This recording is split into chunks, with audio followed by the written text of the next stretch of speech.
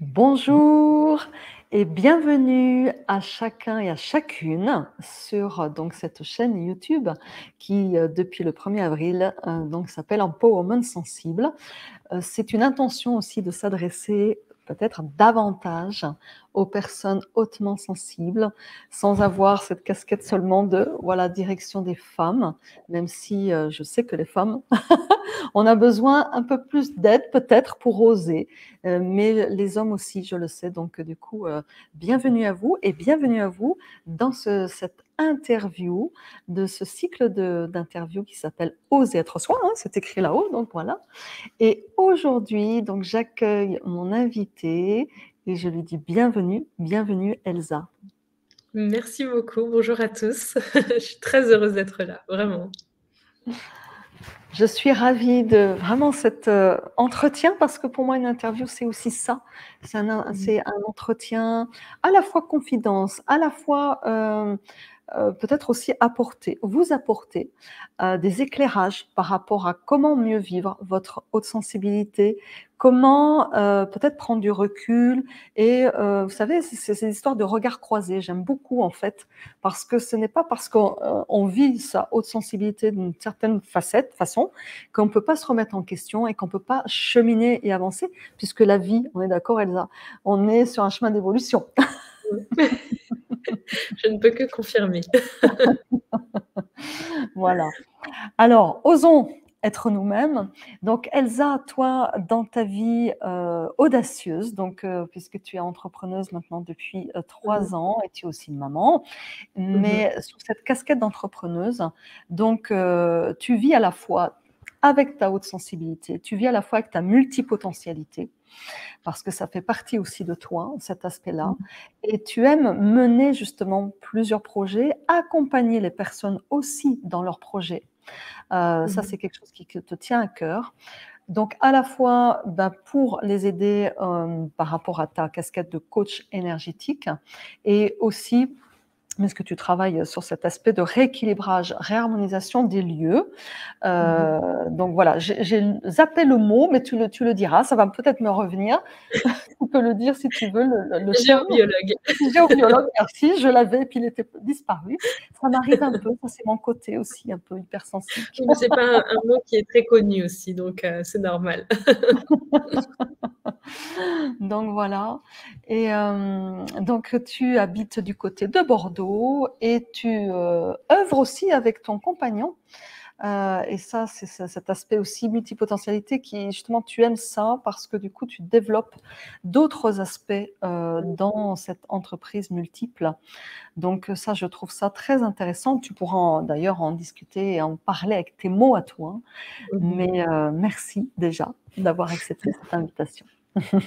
Merci à toi. Alors, j'aimerais te demander en tout premier, Elsa, est-ce qu'il y a eu un déclic à un moment donné pour toi? Est-ce qu'il y a eu plutôt un processus qui fait que tu as compris que tu avais cette haute sensibilité, que tu avais un fonctionnement un peu différent, peut-être de la moyenne, et comme un peu un moment révélation? Et comment ça s'est passé? Est-ce que tu veux nous en parler?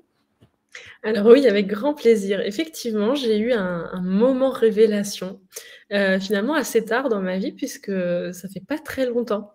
J'avais 27 ans. Donc c'est-à-dire que pendant 27 ans, j'ai vécu en me disant que j'étais un peu bizarre, que j'étais compliquée, que j'étais pas comme les autres, que j'étais trop stressée, trop anxieuse, trop ceci, trop cela. Et en fait, j'ai vraiment essayé de m'adapter aux autres pendant 27 ans. Et je vivais tout le temps avec cette croyance qu'il y avait quelque chose chez moi qui clochait. Et du coup, cette croyance-là, elle m'emmenait toujours dans une forme de tristesse, pas de la dépression, mais vraiment de la tristesse à me dire, mince, il y a quelque chose chez moi qui cloche, je serai jamais comme les autres. Et du coup, j'étais toujours en train de me battre contre moi-même, en fait. Vraiment, c'était cette sensation. Et donc, j'avais 27 ans et à ce moment-là, j'ai vécu une séparation. Donc j'étais avec mon ancien conjoint avec qui j'étais depuis 9 ans. Bon, vous savez, après les séparations, c'est toujours des moments où il y a des grosses remises en question. Et puis donc j'habitais à La Réunion à l'époque, à l'île de la Réunion, et je passais tous les jours devant un cabinet de thérapeute, et je me suis dit, allez, je vais sauter le pas, je vais y aller parce que je sens que j'ai besoin d'aide là pour ce moment transitoire qui est compliqué pour moi. Et donc, j'arrive devant ce thérapeute, et vous savez, les thérapeutes, enfin, moi, je me suis dit, bon, bah, il va falloir que je parle de mon enfance, etc., etc. Bon, j'arrive en essayant d'expliquer un petit peu, voilà. Et en fait, ce monsieur, il s'appelle Bruno, et vraiment, je le remercie infiniment. Il m'arrête tout de suite et il me dit, est-ce qu'on vous a déjà parlé de l'hypersensibilité? Non. Est-ce qu'on vous a déjà parlé de, comment il m'a parlé de ça, de l'hyperpotentialité? Je ne sais plus comment il m'a Ouais. parlé de ça. Non, de la multipotentialité non plus. Bon, et là, il me dit, bon, je crois que on n'a pas besoin de refaire toute la vie là. Vous allez prendre un livre et vous allez le lire, et ensuite vous allez revenir me voir. Et donc là, il m'a donné le livre Je pense trop de, je crois que son nom c'est Isabelle Petit-Colin. C'est Christelle, je l'ai lu aussi moi. Christelle Petit-Colin. Et là, en fait, j'ai lu ce livre et ça a été mon moment révélation. Ça a été vraiment le oh, mon Dieu, mais elle décrit exactement comme je suis. Mon Dieu, mais en fait, je ne suis pas anormale. Il n'y a pas quelque chose qui cloche chez moi. C'est juste que je fais partie de ce petit pourcentage de la population qui est câblée un petit peu différemment au niveau du cerveau. Et donc, ça a été pour moi ce moment révélation, ça a été ce livre, enfin cette rencontre avec ce thérapeute et ce livre. Et ensuite, évidemment, avec lui, on a été explorer ça, comprendre mon système de fonctionnement, etc. Eh bien, je pense que cette dame, elle a quand même aidé un certain nombre de personnes. Ouais. Merci à elle. Et ce livre, je le conseille à toutes les personnes qui se posent des questions, je leur dis, regardez un petit peu ce livre. Alors Ouais. depuis, il y en a un certain nombre, mais Oui. celui-là, parce que moi je l'ai lu dans les années 2012 à peu près, tu vois? Mmh. Et du coup, moi aussi, ça a été une révélation avec ce livre et je l'avais lu théoriquement pour mon fils, hein, au départ. Mmh. Et après, au fil des pages comme toi: «Mais c'est moi, c'est moi!» Mmh. Et j'ai apprécié en fait aussi le fait elle ait édité un livre, suivant en fait, hein, Je pense Mmh. mieux, pour, aussi remercier, tous toutes les personnes qui l'avaient lu et aussi pour répondre à ces nombreux effectivement, nombreuses personnes qui, lui ont manifesté, leur, comment dirais-je? Leur eureka en quelque sorte, d'avoir Mmh. pu en fait comprendre comment il fonctionnait grâce à son livre et donc du coup, elle répondait aussi, hein, c'est ce que moi, c'est comme ça que j'ai compris son deuxième livre, qu'elle répondait effectivement à toutes ces lettres, à tous ces courriers en disant: «Mon Dieu, j'avais même pas idée qu'il y avait autant de gens» et que finalement, elle en a sauvé presque certains. Enfin, dans le livre, c'est ce qu'elle explique, presque du suicide parce que du coup, il y a des gens qui étaient limite en fait à se jeter par la fenêtre tellement, oui, on se sent en décalage, en fait. On peut se Mmh. sentir en total décalage donc oui, merci Christelle. Merci à elle. Est-ce que tu veux, peut-être revenir juste un moment sur comment parce que tu en as parlé déjà un peu, hein, Elsa, avant justement cette eureka, cette révélation, qu'est-ce qui était le plus compliqué? Tu as parlé de décalage, qu'est-ce que ce dont tu as souffert peut-être le plus, tu vois? Pour, Oui. que peut-être des personnes me se disent: «Bah tiens, bah oui, finalement, c'est un aspect que je vis moi et c'est OK, on peut cheminer, quoi». Alors, je dirais qu'il y a 3 choses. Là, comme ça, il y a 3 choses qui me viennent. Ouais. La première, c'est vraiment dans l'enfance, j'arrêtais pas de dire à mes sœurs, à mes parents: «Mais arrêtez de vous stresser sur moi». J'arrivais pas à exprimer autrement. C'était ma façon d'exprimer, j'étais enfant. «Arrêtez de vous stresser sur moi». Parce que j'avais cette sensation qu'à chaque fois qu'il y avait des gens qui étaient stressés, angoissés, énervés, je prenais tout. Et j'avais cette sensation que les moindres émotions, en fait, ça me revenait en pleine face et c'est pour ça que je leur disais: «Arrêtez de vous stresser sur moi». Mais et du coup et je me rappelle de mes sœurs qui riaient, en fait, qui se moquaient de cette phrase parce que ça veut un peu rien dire, on est d'accord, mais c'était mes mots d'enfant pour dire: arrêtez de m'attaquer avec vos émotions. Ouais.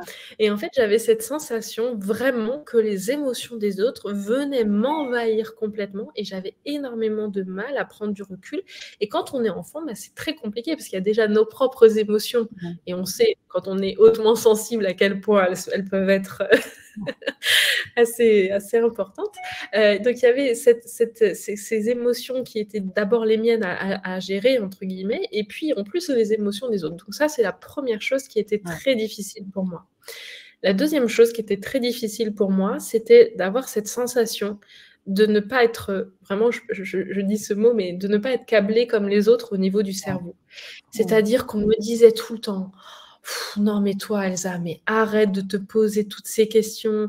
Oh là là, mais tu fais une montagne de ça alors que c'est juste, voilà». Et en fait, des situations qui pourraient paraître anodines dans le quotidien, Mmh. j'en parlais à des amis et tout de suite, je me prenais en fait ce type de petites phrases, mais en fait qui me faisaient vraiment mal. «Arrête de te faire une montagne de cet événement ou de cette situation. Arrête de te poser 10 000 questions». Je pouvais pas faire autrement, c'était pas possible, en fait. Mmh. Et en fait, avant d'être, géobiologue, Mmh. j'étais Mmh. architecte paysagiste et dans mes études d'architecture, paysagère, on fait beaucoup de projets et donc on passe du temps à analyser les terrains, ensuite à faire des projets et cetera. Et en fait, moi, j'étais très lente au moment de l'analyse parce qu'avec mon cerveau en arborescence, chose que j'ai Mmh. compris bien après, j'avais besoin de tout explorer pour Mmh. comprendre. Mmh. Si jamais il y avait une petite branche de l'arbre qui n'était pas explorée, ça n'allait pas. Je ne pouvais pas me lancer dans le projet. Et en fait, je me sentais souvent incomprise par rapport à mon mode de fonctionnement pour faire des Mmh. projets, en fait. Et à la fin, je faisais des projets, ben, super, mais j'avais besoin de ce temps qui était bien plus long que les autres. Ouais. Et donc c'est cette idée d'avoir besoin de plus de temps pour prendre des décisions, pour analyser des choses et cetera. Et ce qui était dur pour moi, c'était toutes ces petites phrases, tous ces petits reproches qu'on me faisait au Ouais. quotidien en me disant: «Non mais arrête d'être comme ça, arrête». Et en fait, je ne pouvais pas puisque c'était juste, ma façon d'être, en fait. Mmh. C'était pas Mmh. possible d'arrêter. Et donc c'était ces petites phrases qui ont créé la croyance chez moi qu'il y avait quelque chose Mmh. qui clochait et Mmh. ça générait beaucoup de tristesse. Tu parlais tout à l'heure de gens qui peuvent avoir des envies de suicide. Je peux le comprendre. Vraiment, je Mmh. peux le comprendre parce qu'on se sent tellement différent.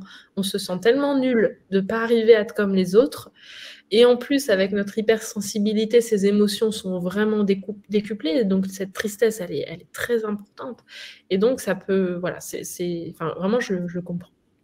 Et la troisième chose qui me vient, c'était ma sensibilité, j'ai envie de dire extrasensorielle, que j'ai découvert assez tard finalement, vers 20 Mmh. ans à peu près. Et en fait, ça aussi, ça a été très difficile, pour moi à vivre parce qu'en fait, cette hypersensibilité extrasensorielle, donc quand je parle de ça, je parle vraiment de notre sensibilité à Ouais. capter le subtil, à capter l'invisible, à capter les Mmh. énergies autour de nous. Bah, ça, en fait, quand on ne sait pas ce qui se passe, c'est très difficile. Je suis Mmh. dans le tram, il y a une personne à côté de moi qui est triste, j'ai envie de m'effondrer en larmes.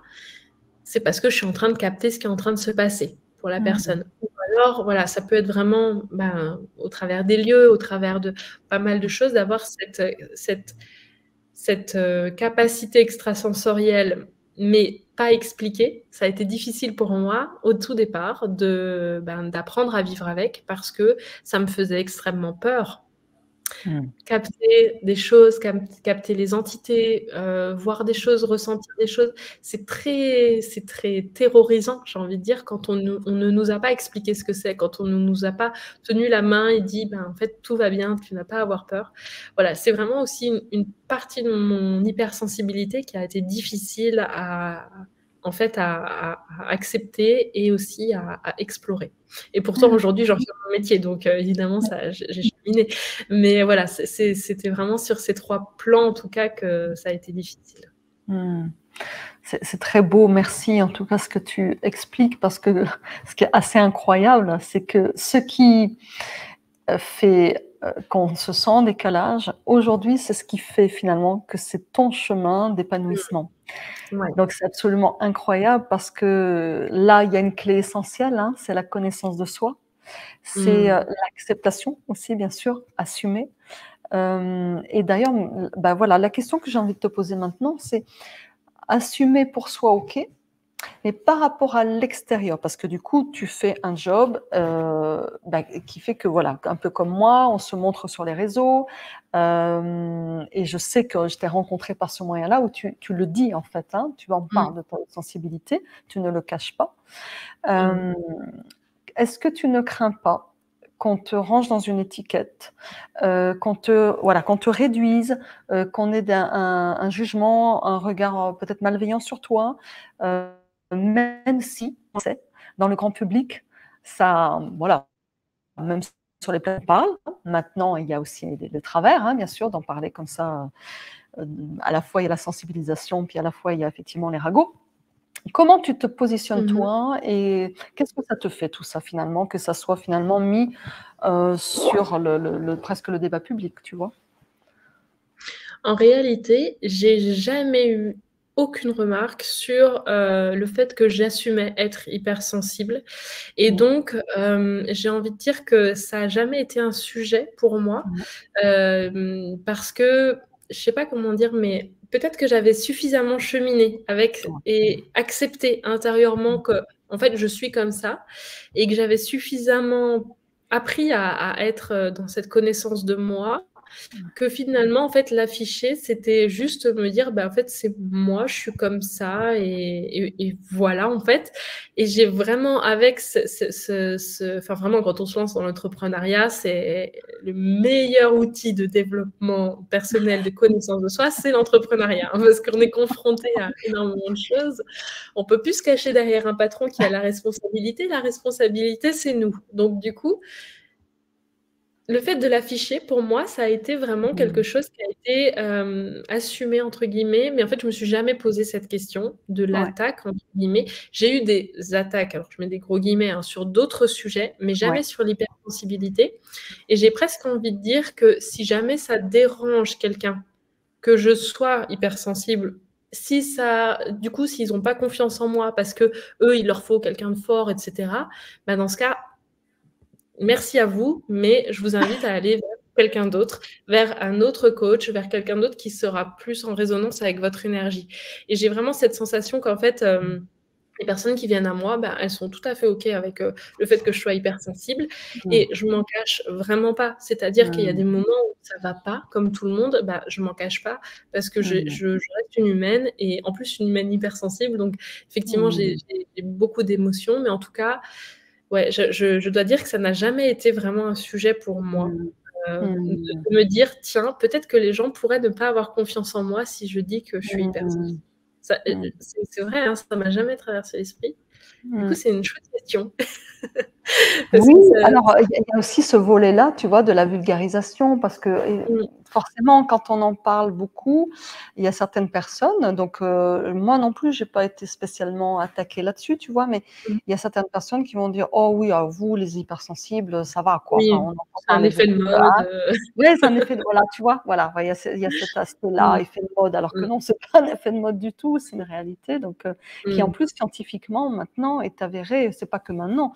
Les travaux d'Hélène Aron, ça date de 96 à peu près, avec son mmh, mari et du coup, c'est alors il y a toujours un délai évidemment, on le sait, entre, les informations d'outre-Atlantique et puis quand ça arrive dans le milieu mmh, de la francophonie et donc du coup, c'est on va dire depuis, allez, une bonne dizaine d'années qu'on en entend plus parler, on va dire en mmh, France, enfin dans le milieu de la francophonie et c'est d'où cette idée qu'effectivement c'est un effet de mode, alors que pas du tout, voilà. Mais on mmh, comprend, comme tu as parlé de câblage et on le sait, si vous regardez en plus, vous avez regardé plusieurs interviews, sur ce cycle-là, on en parle quasiment à chaque fois, du fait qu'il y a un câblage vraiment différent et c'est mmh, pas une tare, c'est pas on n'est pas p des super, woman ou super, hommes, mais c'est on est différents. Comme j'allais dire, un aveugle, il peut pas nier qu'il n'a pas effectivement, de manière fonctionnelle, la vue, quoi. mmh. On peut pas le nier.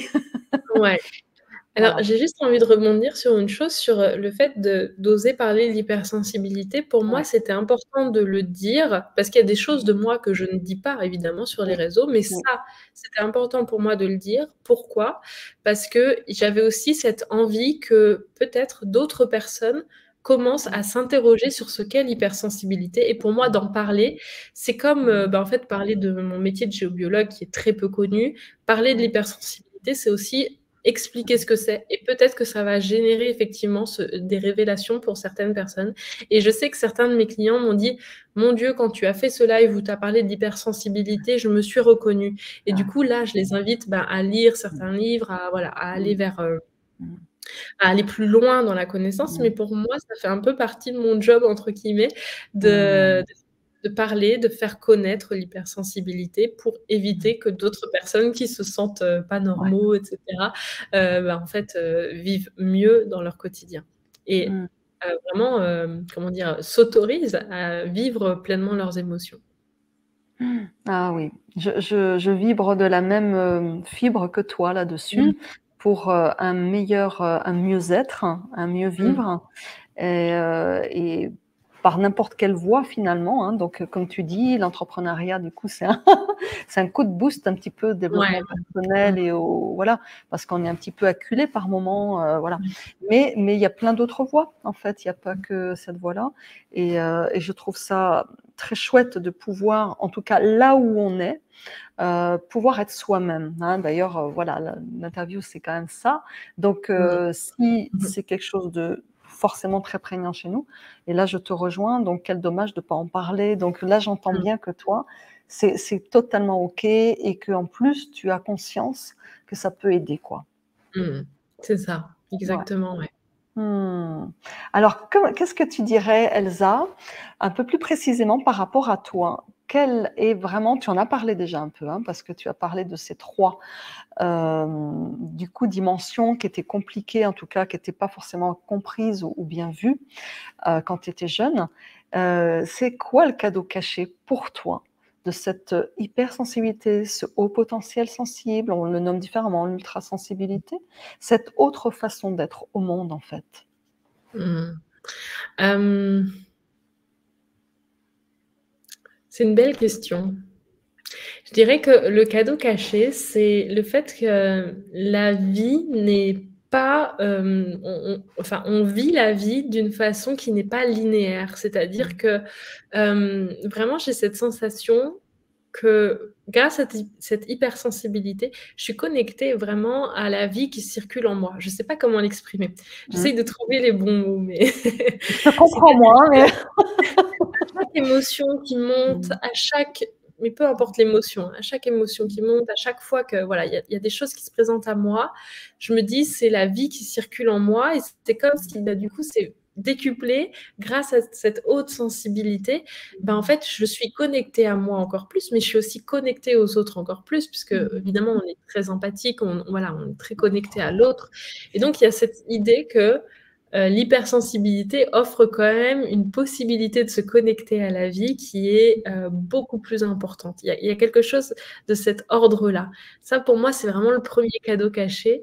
Après, je dirais que le deuxième cadeau caché, c'est que grâce à cette hypersensibilité, grâce à cette recherche de: «Mais en fait, qui je suis? Pourquoi je suis comme ça et pas comme les autres?» et cetera, ça m'a amené à vivre beaucoup d'expériences et à me questionner énormément sur moi-même et du coup, il y a vraiment cette idée que cette hypersensibilité, en tout cas pour moi, m'a amenée à vraiment aller à la rencontre de moi, faire un gros travail de guérison, développement personnel, développement spirituel. Voilà, on lui donne le nom qu'on veut, mais ça a été vraiment, on va dire le prétexte, j'ai envie de dire, pour faire tout ce travail sur moi-même. mmh, Et ça, c'est un énorme cadeau parce que comme je disais, cette hypersensibilité, elle se traduit sur plein de domaines. Le domaine émotionnel, du coup, j'ai appris à vraiment accueillir mes émotions. Le domaine de l'empathie, j'ai appris à mmh, être dans cette communication avec l'autre, d'apprendre à accueillir l'autre, d'être dans le respect, dans mmh, le non-jugement et cetera. Cette hypersensibilité extrasensorielle, du coup, j'ai appris à jouer avec les mmh. énergies, à travailler avec les énergies. Donc en fait, tout ça, Mmh. ça m'a permis, d'être encore plus, on va dire en connaissance de moi, en contact avec moi. Voilà. Mmh. Je sens qu'effectivement, c'est cette vivance, en fait, qui te Ouais. traverse, dont tu es, aussi, comment dirais-je? Tu es pas seulement spectatrice, tu es actrice parce que tu la laisses Mmh agir et tu te mh. laisses connecter en toi-même, c'est ce que j'entends, avec, d'autres entités, avec d'autres personnes, avec le monde et donc c'est quelque part aussi ça qui te permet d'être, quelque part à ta place parce que tu laisses cette vivance en fait vraiment, se vivre en toi quoi, tu vois? Ouais. J'entends très fort cette histoire-là. Et c'est vraiment ça, c'est-à-dire que je laisse tout ce qui a besoin de me traverser et mon plus gros challenge, c'est vraiment de laisser mon mental, Ouais. faire. C'est-à-dire que, vous savez, le mental, il est très, très, très, très, très imposant et qu'il soit OK avec le fait qu'il y a plein de choses qui nous traversent, qu'on comprend pas forcément, qu'on n'analyse pas forcément et ça, c'est le plus gros challenge, j'ai envie de dire, pour Ouais. quelqu'un d'hypersensible, c'est d'être en mesure de se connecter justement à cette Ouais. vivance, si je reprends ton terme, à cette vie qui nous traverse, Mmh. sans forcément y attacher plein d'analyses et cetera, mais juste Mmh. se laisser traverser et je pense que, c'est vraiment une étape, en fait, quand on est hypersensible, quand on arrive à Ouais. dépasser ça, à discerner. Tiens, ça, c'est mon mental qui est en train de me raconter plein de trucs. Tiens, ça, c'est juste la vie qui me traverse. Quand on arrive à discerner un petit peu les 2, Mmh. en fait, ça Mmh. permet vraiment d'aller se connecter de plus en plus à cette vie qui nous traverse et du coup, j'ai envie de dire de se foutre la paix et quand on a envie de faire quelque chose, on y va. Quand il y a quelque chose qui vibre, Mmh. on y va. Voilà, c'est vraiment de suivre cette énergie de vie qui circule en nous. Mmh. J'aime beaucoup ton message parce que du coup, bah, ça reprend, tu as certainement entendu parler de Fabrice Midal avec ce «je me fous la paix» en fait. Mmh. Et surtout pour nous, parce que lui aussi, hein, c'est un hypersensible et on a tu l'as très justement expliqué d'ailleurs et très bien, quand tu expliquais ton mental en effervescence et cette pensée en arborescence qui fait qu'aussi on est beaucoup dans l'analyse en fait. Il y a à Mmh. la fois l'analyse et aussi on est aussi très synthétique parce qu'on a besoin, d'ailleurs tu l'as très justement dit quand tu as parlé dans tes études, on a besoin de tout comprendre pour effectivement avoir cette fameuse synthèse qui nous Mmh. fera dire: «OK, maintenant je peux faire, je peux m'inscrire, je peux y aller». Un mot, il nous faut beaucoup de temps. Oui, Tout à je me reconnais aussi, l'histoire de temps, mais ça se comprend en fait, hein et du coup, de pouvoir dissocier, ça ne veut pas dire qu'on est dissocié, mais de pouvoir comprendre ce qui se joue et de rester, comme tu l'as très bien dit, sur, qu'est-ce qui me dicte au fond en fait, hein, ma guidance en fait, hein. Ouais et en fait, c'est vraiment ça. En parlant avec toi, tu vois, je me rends compte Ouais, qu'effectivement, ouais, ce mental en arborescence, il a besoin de temps, de temps, de temps ouais, pour prendre ouais, des décisions et ouais. plus on apprend à se connecter à cette énergie de vie qui circule en nous Mmh. et plus, en fait, les décisions, elles sont instantanées. C'est-à-dire que si je me connecte à cette énergie de vie qui circule en moi et que je laisse un petit peu de côté mon mental, bah, en Mmh. fait, j'ai envie de faire un truc, boum, j'y vais, je passe à l'action tout de suite. C'est vraiment ce que Mmh. j'appelle l'élan créateur. Je me sens Mmh. en vie, j'ai une envie, je me sens en vie, Mmh. j'y vais et en fait, plus je fais ça, plus du coup mon mental en arborescence dit: «Ah OK, en fait, c'était pas mal de faire ça.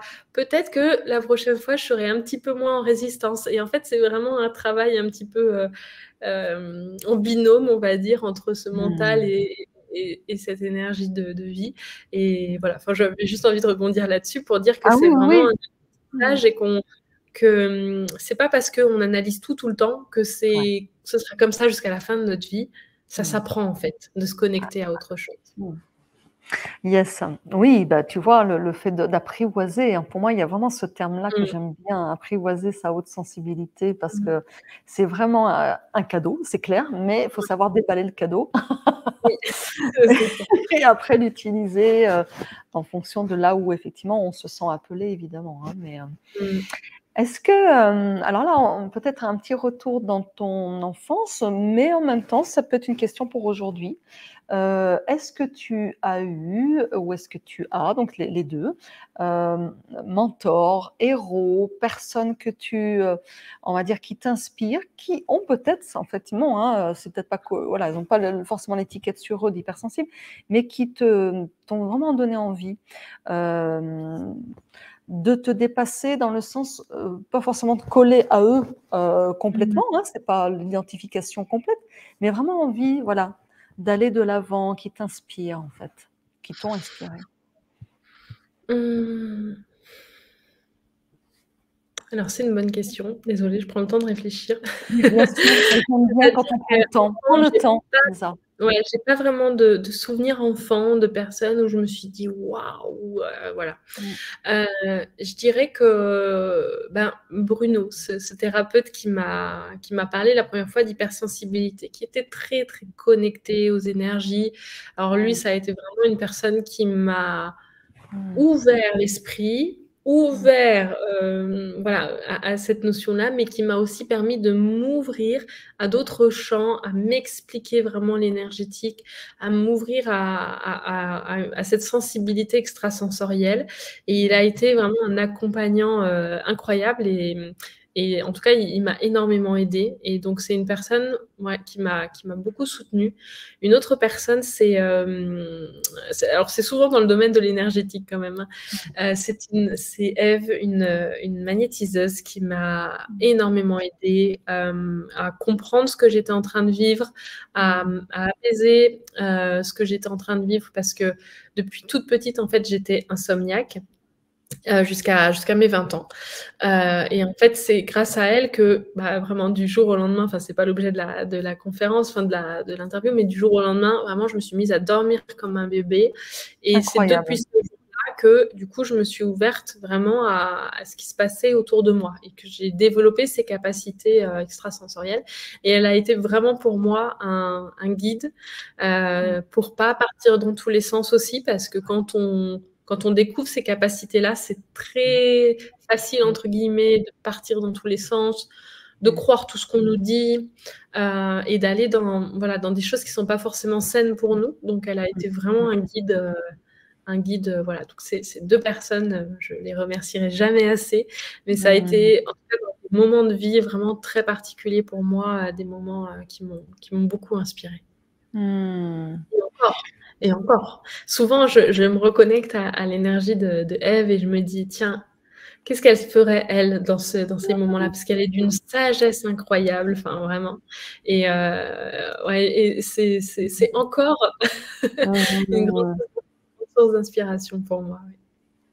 Oui, c'est pour ça que je parlais du passé, mais en fait, quelque part, il y a des personnes par qui elles sont, parce qu'elles incarnent leurs valeurs, leur posture, nous tendent. Alors, j'aime pas dire la meilleure version de soi, parce qu'en fait, on l'a déjà, cette version. Mais c'est plutôt nous aider à nous impulser vers effectivement la révélation, de la sortir en fait, cette meilleure version. Mais du coup, il y a des gens qui ont il n'y a pas de hasard, tu le sais, hein, qu'on rencontre des personnes ou que effectivement, ça peut être dans un film, ça peut être dans une BD. Moi, je sais que quand je pose cette question à mes invités, il y a parfois des personnages même mythiques qui sont vraiment une vraie source d'inspiration. Je crois que c'est de par en fait notre aussi monde. C'est pas qu'on a un monde plus riche que les autres intérieur, c'est qu'on est plus connecté, comme tu disais, à notre monde intérieur, et qu'il y a des personnes en fait, elles n'ont pas du tout d'inspiration à l'extérieur, mais vraiment dans leur connexion intérieure aussi, elles arrivent à déployer ce que tu viens de dire là, cette inspiration d'être, de révéler qui on est. Après, effectivement, j'ai des énergies, on va dire, vraiment qui m'accompagnent et qui me guident. Mais en tout cas, sur des personnages de films, etc., voilà, ça n'a pas forcément été le cas pour moi. Ouais. Je pense que j'étais tellement concentrée sur le fait qu'il y avait quelque chose chez moi qui n'allait pas, que c'est comme si j'avais un peu des œillères et j'avais pas vraiment de source d'inspiration autour de moi, même s'il y en a certainement plein qui sont passés devant mes yeux, mais j'en ai pas vraiment eu, ouais. Ouais, mais comme quoi, moi je retiens en tout cas de tout ce que tu as dit, le fait que voilà, c'est extraordinaire comme à un moment donné l'univers, on le nomme comme on veut, mais en fait fait que même si on a l'impression d'être dans un carapace, dans un truc un peu fermé, il y a voilà, à un moment donné, il y a des opportunités pour poursuivre et puis dire oui à cette vie, en fait. Ouais, c'est ça. Après effectivement, j'ai aussi mais c'est pas le même type d'inspiration, mais des coachs qui m'ont accompagnée, coach business et cetera, qui Ouais. m'ont accompagnée à vraiment me connecter à mon je sais pas comment dire, ma souveraineté, ma capacité d'être, ma capacité d'assumer qui je suis, et cetera. Toutes ces personnes-là aussi ont été vraiment des grandes sources d'inspiration. Mmh. Voilà, donc je sais pas trop dans quel mais c'était pas forcément en lien avec l'hypersensibilité, mais plutôt en lien avec le fait, ben, effectivement d'asseoir ma posture d'entrepreneur, et cetera. Donc j'ai encore des personnes qui me guident et je pense que c'est vraiment important, de se sentir accompagné, guidé, pour pouvoir soi-même accompagner les personnes. Oui, je dis oui tout de suite. Sachant qu'en plus, enfin, je ne sais pas ce que tu en penses, mais l'hypersensible a peut-être plus que d'autres, hein, cette problématique du syndrome de l'imposteur, tu sais, le fait de ne pas se sentir légitime, du fait de ce sentiment de décalage pendant des tas d'années et comme si, voilà, il fallait quelque part se justifier d'être là Mmh, et tu vois? Donc mmh, ça rejoint le fait d'être accompagné. Je pense que vraiment mmh. c'est tout bénéfice dans tous les sens du terme. Ouais, bien sûr, ouais, bien sûr. Alors, on arrive bientôt au terme de cette belle Mmh. interview. Est-ce que tu veux nous dire, toi, ta définition pour ta vie à toi, en fait, hein? Qu'est-ce que Mmh. c'est oser être toi, dans ton authenticité, dans ta manière d'être certainement vrai, dans ce que tu, ressens justement avec ta haute sensibilité? Comment tu le déclines finalement, toi, oser être toi-même? C'est une belle question aussi. Comment je pourrais définir le fait d'oser être soi? Je dirais que oser être soi, c'est oser, en fait, oser se montrer avec, toutes les parties de nous, en Mmh. fait. C'est vraiment oser parce que souvent on montre une partie de nous. Là, par exemple, je suis en train Mmh. de vous montrer une partie de moi, une facette de moi, qui est Elsa, bien coiffée, les boucles d'oreilles et cetera et qui se montre visible et cetera. Donc j'ai envie de dire, c'est comme s'il y avait un archétype en moi qui montre qui je suis et je suis, ben, Elsa voilà, qui peut être la Elsa qui veut être aimée, la Elsa qui veut se montrer d'une certaine façon, voilà, tu vois ce que je veux dire. Et ben, en Mmh. fait, oser être soi, c'est aussi être capable de Ouais. montrer les autres facettes à l'intérieur de nous. Parce qu'à l'intérieur de moi, il y a effectivement Elsa qui a envie de plaire, qui a envie d'être Mmh. aimée. Oui, ça fait partie de moi. Il y a aussi, Elsa qui est hyper forte, un peu la guerrière, vous voyez? Qui est dans l'action, qui voilà, quand je suis comme je suis entrepreneur évidemment, bah, j'ai cette partie-là de moi qui est à l'intérieur de moi. J'ai aussi une partie de moi qui est forcément blessée, la petite fille intérieurement qui peut être parfois Mmh. blessée. En fait, j'ai plein de parties de moi, plein de facettes de moi à l'intérieur de moi et en fait, c'est d'oser montrer que, ben, je peux être toutes ces parties-là de moi, qu'elles font toutes partie de moi et que, surtout quand on est entrepreneur sur les réseaux où on se montre quand même beaucoup, où Ouais. il y a la question de la visibilité, ben, en fait, Mmh. c'est vraiment oser montrer que, ben, il y a pas que, une partie, il y a plein de parties à l'intérieur de moi et que parfois, bah, c'est la petite fille qui est blessée qui prend le dessus et qui a besoin de pleurer pendant une semaine. Bah, en fait, c'est Mmh. OK.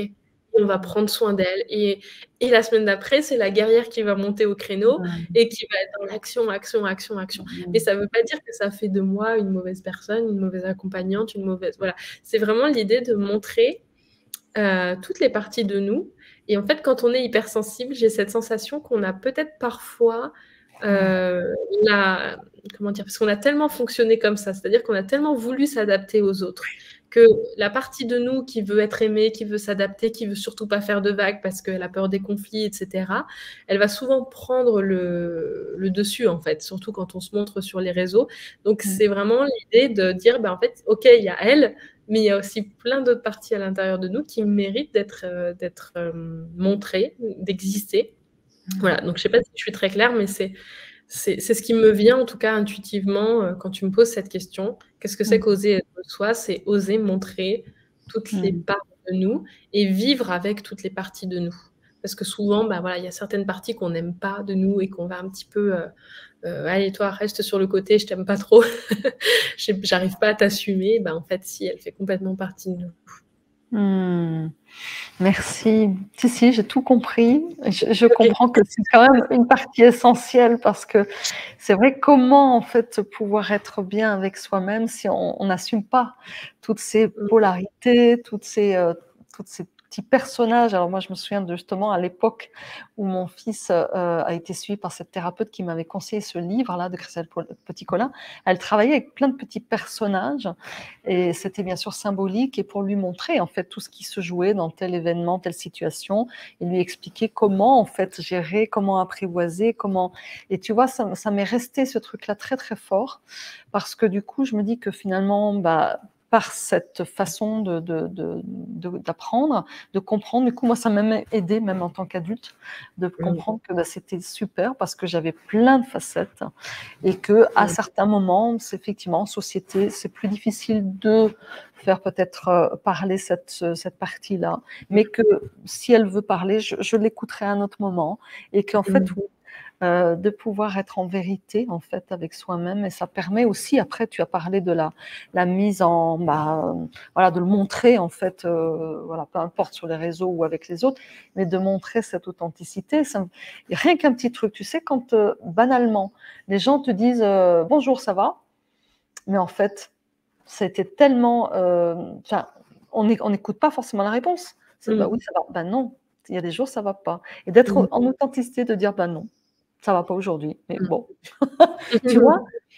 Rien que ça, je pense que c'est quelque chose, dans son quotidien à transformer pour être en plus en honnêteté. Ouais, ouais, ouais, honnêteté avec soi-même et puis, Mmh. en fait, tu vois, tu me dis, par exemple: «Bah, non, aujourd'hui, ça va pas». Alors moi aussi, même ça, tu vois, je l'ai vachement changé. C'est-à-dire que, par exemple, ben, oui, aujourd'hui, ça va, mais par contre, j'ai beaucoup de tristesse en moi aujourd'hui, Oui, tu vois? c'est Mais plus en juste. fait, c'est pas ça veut pas dire que je ne vais pas bien, c'est juste qu'elle est avec moi aujourd'hui, elle Mmh. m'accompagne un peu comme une amie qui m'accompagne pour toute la journée. Mmh. Aujourd'hui, il y a cette tristesse qui est là avec Mmh. moi. Ouais. Donc, ben, en soi, oui, enfin, je vais bien et d'ailleurs, je peux, éclater de rire pendant la journée, mais c'est juste qu'il y a cette tristesse qui est avec moi en fond et en fait, je l'accueille et ça, c'est vraiment aussi comment dire? Tout un protocole d'apprentissage d'accueillir ces émotions et de dire: «Mais en fait, elle peut être là avec moi et je peux très bien passer ma journée au travail, à répondre au téléphone et cetera, avec mes collègues et tout et en même temps avoir cette tristesse qui est avec moi. Mais en fait, il vaut mieux, faire imaginer qu'elle est assise à côté de moi, Ah sur non. une Mmh. chaise, par exemple, plutôt que de dire: «Non, non, je la laisse tomber» ou alors de se laisser complètement submerger par cette tristesse et dire: «Ça va pas du tout, je suis complètement déprimée» et cetera. Parce qu'en fait, il y a vraiment cette idée d'accueillir les émotions. Ça veut dire Mmh. leur faire de la place, mais ça veut pas Oui. forcément dire qu'elles nous définissent.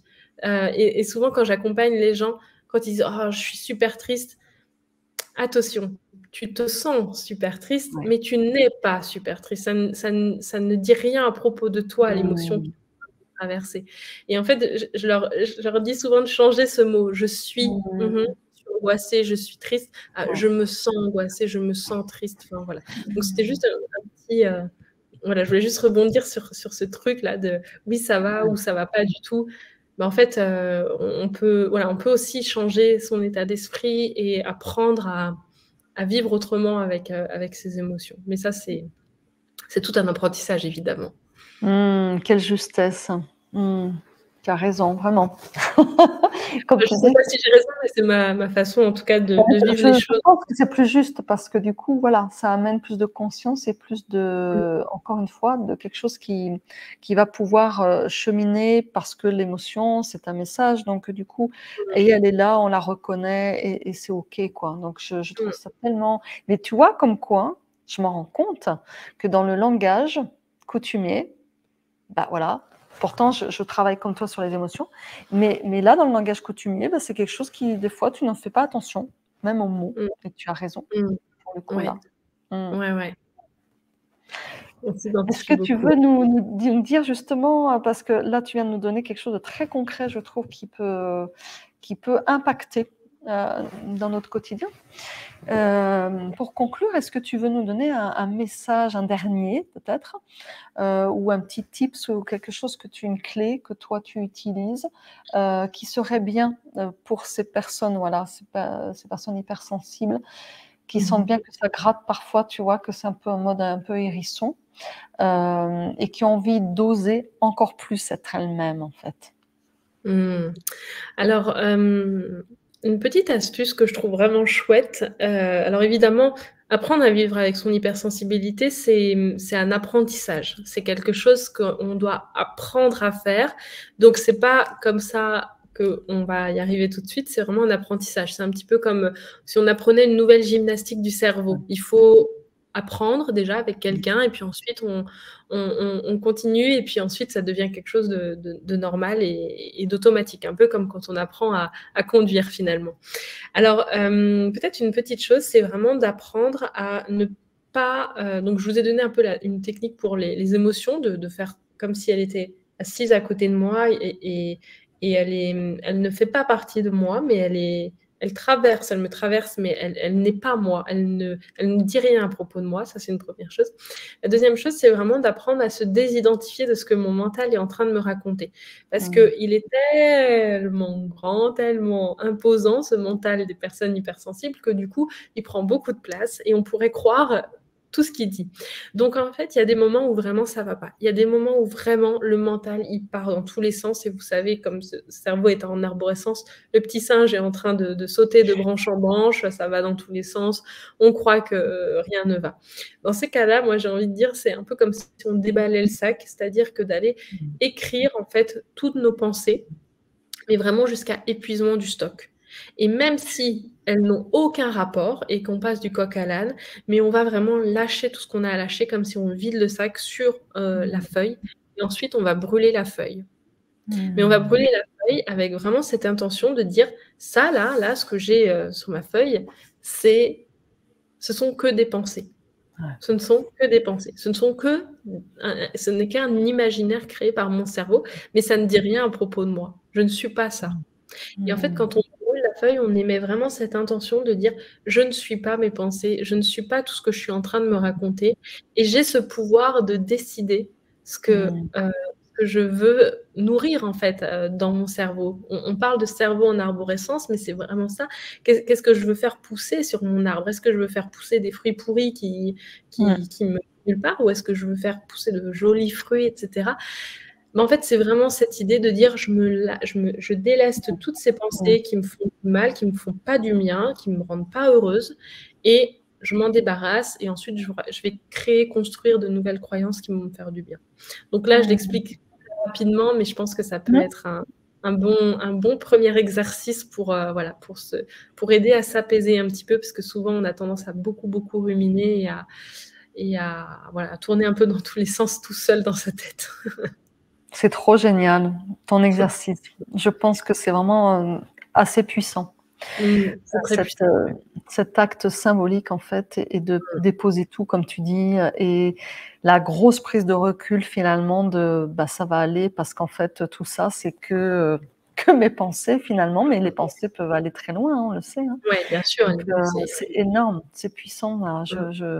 J'ai expérimenté 2-3 fois des moments comme ça, et c'est vrai que on sent bien que ce truc de se délester, c'est toi qui travailles sur les énergies, tu dois, j'imagine, un peu plus l'expliquer que moi, mais le fait que du coup, c'est pas seulement voilà, se délester comme un sac à dos où tu sors tout, quoi. Je peux l'expliquer très rapidement si tu me laisses une petite minute, mais en gros, nos pensées, à chaque fois qu'on a une pensée, ça va générer une émotion à l'intérieur de nous. Et en fait, cette émotion, elle se traduit également en vibration, parce que notre cerveau émet des ondes électromagnétiques, mais notre cœur émet 5000 fois plus d'ondes électromagnétiques que notre cerveau. Donc si par exemple, je suis en train de penser désolée pour mes mots, mais je suis qu'une merde ou Ouais. je suis trop nulle, Mmh. bah, en fait, je suis en train de ressentir ça à l'intérieur de moi. Je suis en train de ressentir une émotion peut-être de tristesse, de désespoir, de voilà, peu importe l'émotion, mais je suis en train de ressentir ça. Énergétiquement, qu'est-ce qui se passe? Je suis en train de rayonner ces vibrations-là, Ah. donc des vibrations qui sont vraiment très, très basses et ensuite si on parle vraiment énergétique, mais manifestation, loi d'attraction, voilà, il faut bien comprendre que dans l'univers, notre façon de communiquer, c'est notre corps. Notre antenne radio dans l'univers, c'est notre corps et les ondes électromagnétiques qu'on est en train d'émettre. Et donc, si on émet ça, forcément, énergétiquement, c'est très compliqué. Donc, à chaque fois que je me déleste de mes pensées, je me déleste aussi de tout ça. Et Ouais. forcément, bah, du coup, je fais monter mes vibrations. Mmh. Voilà, Bah, c'est voilà, on très a résumé l'explication. très rapidement, mais Oui, oui, mais ton explication est très claire. Merci beaucoup, Elsa. Merci infiniment pour ce partage, avec plaisir. confidence, révélation, tous ces tips très concrets que tu nous as donnés aussi, ces clés. Merci beaucoup. Alors, avant de se quitter, est-ce que tu veux quand même nous dire, toi, dans ton business, quelle est ton actualité, tes accompagnements, ce que tu veux peut-être mettre en avant et justement en profiter? Voilà, pour, Avec plaisir. parler de toi maintenant. Donc là, donc l'interview, effectivement qu'on fait, elle sort le 15 avril, mais donc après, elle pourra être vue après. Donc du coup, Mmh. voilà, on va dire dans Bien ces sûr, eaux-là, qu'est-ce qui se avec, passe pour toi? avec grand plaisir. Alors déjà, peut-être pour expliquer, je suis multipotentielle, donc je m'ennuierais avec une seule entreprise, donc j'en ai 2 déjà. Alors donc pour mon entreprise, donc moi mes actualités enfin voilà, mes actualités, j'allais dire actuelles, mais ça fait un euphémisme. Donc mes actualités, c'est donc déjà le 1er mai, je vais ouvrir un programme qui s'appelle le programme Éveil, qui est Mmh. en fait un mentorat dans lequel j'accueille les personnes, qui sont justement dans cette recherche de développer leurs capacités extrasensorielles. Donc ça s'adresse effectivement plutôt aux personnes hypersensibles ou pas, en tout cas des personnes qui ont envie, qui sont curieuses, qui ont envie justement d'apprendre ce que c'est que le champ vibratoire, ce que c'est que l'énergétique. Alors moi, j'ai une façon de pratiquer l'énergétique qui est assez terre à terre, j'ai envie de dire, très concrète, mais voilà, je vous apprends à intégrer l'énergétique dans votre quotidien. Et donc, c'est un accompagnement qui se fait sur 6 mois minimum, c'est un abonnement par mois. Si vous avez envie de rester plus, vous restez. Si vous voulez partir au bout de 6 mois, vous partez. C'est vraiment vous qui décidez. Et l'idée, c'est vraiment de pouvoir développer ses capacités pour intégrer l'énergétique dans sa vie et pour pouvoir se déployer, entre guillemets, énergétiquement parlant. Donc ça, c'est l'actualité vraiment du moment. Ensuite, il y a également, voilà, je fais également des harmonisations de lieux pour les personnes qui veulent se sentir en sécurité énergétiquement parlant chez eux, qui ont envie de se sentir mieux chez eux. Je fais également des formations, donc je fais des formations en géobiologie, j'ai une transmission géobiologie, je fais également des formations sur le pendule, bref, je forme également en énergétique et puis je propose également du coaching, alors j'en propose pour les entrepreneurs dans le domaine du développement personnel ou du bien-être en tout cas, et en tout cas pour des entrepreneurs hypersensibles, ça c'est sûr, justement pour apprendre à vivre son hypersensibilité au travers de l'entrepreneuriat. Voilà, et puis je fais également des coachings individuels. Bon, ça fait peut-être beaucoup de choses, mais en tout cas, l'actualité du moment, c'est vraiment le programme Éveil qui va sortir. Merci. Est-ce que du coup, quand tu harmonises les lieux, évidemment, c'est que du présentiel, donc c'est autour de la Non, région où tu pas habites? du tout. Non? Pas du tout, je travaille maintenant qu'à distance. À distance. OK. Donc Ben, c'est-à-dire je que, préfère te donc demander parce que comme ça qu'il y ait cette ouais. précision-là. Vous m'envoyez un plan. Bon, j'ai tout un dossier. Il faut Oui. constituer un petit dossier, mais effectivement, moi, je travaille à distance. Donc, j'ai travaillé à Miami, au Pérou, Nouvelle-Calédonie. Bref, je voyage au travers de mes interventions énergétiquement parlant. Mais oui, Mmh. je peux travailler tout à fait à distance.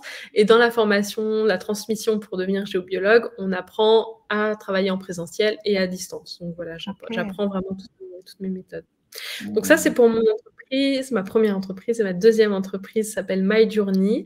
C'est une Oui. entreprise que j'ai créée avec mon conjoint qui partait vraiment d'un vrai besoin, c'est-à-dire que moi, en tant qu'accompagnante, puisque je fais des accompagnements individuels, en groupe, et cetera, je perdais énormément de temps à bidouiller vraiment avec tous les outils web. C'est-à-dire que pour nous, en tant qu'accompagnants du bien-être, on n'a pas de plateforme sur laquelle on pourrait en fait, accueillir nos clients et tout regrouper en un même endroit et simplifier en fait nos accompagnements.